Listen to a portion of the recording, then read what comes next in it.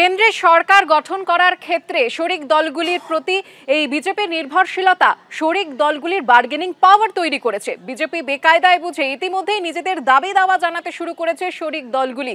গতকালই দেশের সকলের নজর ছিল দিল্লিতে দুই শিবিরের বৈঠকের দিকে, একদিকে এনডিএর বৈঠক এবং অন্যদিকে ইন্ডিয়ার বৈঠক। চন্দ্রবাবু নাইডু গতকালই মোদীকে সমর্থনের সম্মতিপত্র জমা দেন, তবে তারপরেও জল্পনা জিয়ে রাখে। তার কারণ দিল্লি বিমানবন্দরে তিনি যখন এসে পৌঁছলেন, দুই জোটের বৈঠক শেষে দুই দক্ষিণী নেতা অর্থাৎ চন্দ্রবাবু নাইডু এবং এম.কে. স্টালিন তাদের দেখা হয়। তারা আলোচনা সারেন দিল্লির বিমানবন্দরে। সেই ছবি সোশ্যাল মিডিয়ায় পোস্ট করেছেন তামিলনাড়ুর মুখ্যমন্ত্রী এম.কে. স্টালিন। দক্ষিণের রাজ্যগুলি নিয়ে আলোচনা হয়েছে এমনটাই দাবি করেছেন স্টালিন। চন্দ্রবাবু নাইডু জল্পনা জিয়ে রাখলেন, বললেন যদিও এনডিএতে তিনি রয়েছেন, তবে জল্পনা তৈরি হচ্ছে এই কারণে, কারণ দুই বৈঠক শেষে এম.কে. স্টালিন এবং চন্দ্রবাবু নাইডুর বৈঠক হয়। দিল্লি বিমানবন্দরে দুই নেতার দেখা হয় এবং এই বিমানবন্দরেই আলোচনা সারেন তারা। দক্ষিণের দুই রাজ্য নিয়ে আলোচনা হয়েছে এমনটাই দাবি করেছেন তামিলনাড়ুর মুখ্যমন্ত্রী।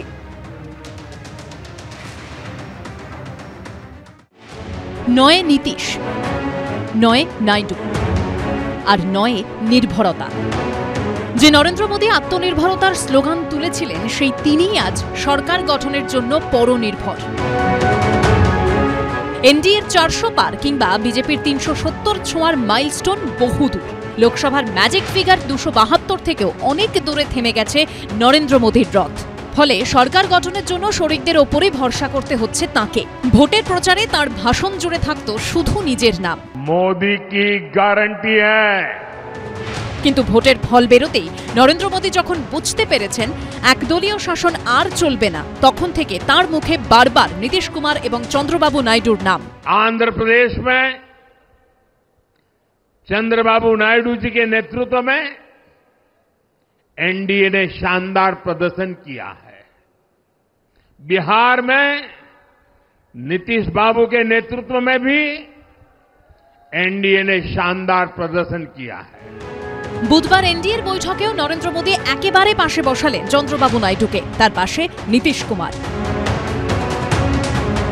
নাইডু নীতিশও অবশ্য বিজেপির বেকায়দায় পড়ার সুযোগ ছাড়ছে না। তাঁরাও দাবি দেওয়ার লম্বা ফিরিস্তি ধরিয়ে দিয়েছেন।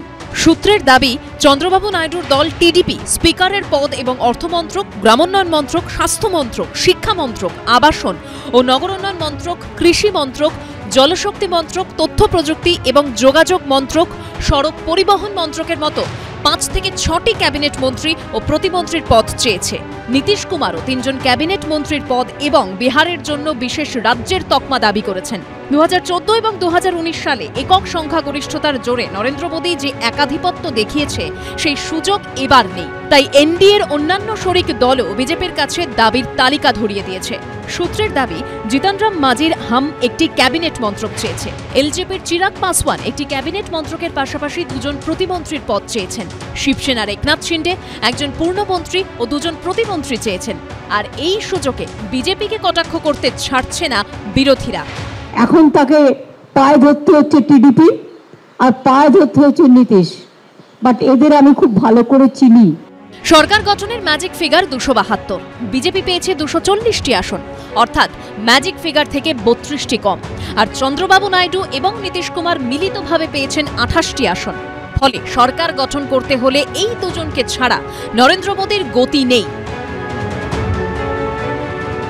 প্রচলিত একটা শব্দ আছে যে নীতিশ কুমার বা চন্দ্রবাবু নাইডু যাদের সাথে ভোটে লড়েন তাদের সাথে সরকার করেন না।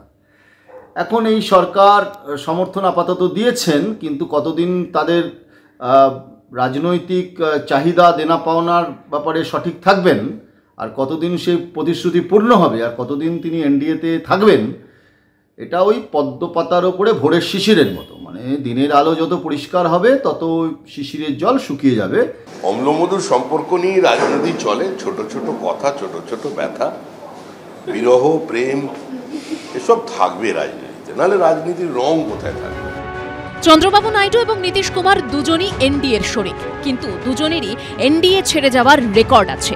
2018 সালে এনডিএ ছেড়ে বেরিয়ে গেছিলেন চন্দ্রবাবু নাইডু, কংগ্রেসের হাত ধরেছিলেন, আবার ফিরে এসেছেন। তেমনি নীতিশ কুমারও 2014 সালে এনডিএ ছেড়েছিলেন একটাই কারণে, নরেন্দ্র মোদীকে প্রধানমন্ত্রী পদে বসাতে তিনি রাজি ছিলেন না। এখন সেই নীতিশের ওপরে নির্ভর করবে নরেন্দ্র মোদীর 5 বছরের স্থায়িত্ব।